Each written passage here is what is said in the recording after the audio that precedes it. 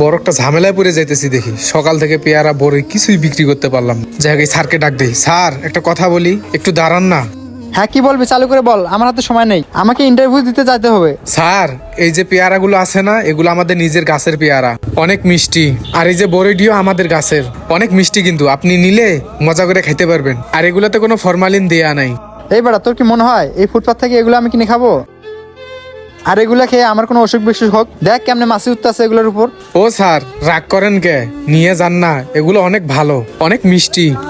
কিরে বেটা, তোর তো সাহস কম না? তোর ওই নোংরা হাত দিয়ে আমার বেলেজার ধরছ, আর এটার দাম জানোস কত? ফকুনির বাচ্চা, তোর কত বড় সাহস! শোন, তোর এই ভ্যান গাড়িতে যতগুলো মাল আছে না, সবগুলো বিক্রি করে এই বেলেজার কিনতে পারবি না। আর তোকে আমি বলছি না, এইসব ফুটপাতের জিনিস আমি খাই না, এত কথা বলতেছিস কেন? স্যার, নেন না, আমার টাকার খুব দরকার, নিলে অনেক উপকার হবে, আমার মায়ের জন্য ওষুধ কিনতে হবে তো। ও আচ্ছা, তোর টাকার প্রয়োজন না? আচ্ছা বল, তোর এই সবগুলোর দাম কত? আমি সবগুলো নিয়ে যাব। স্যার,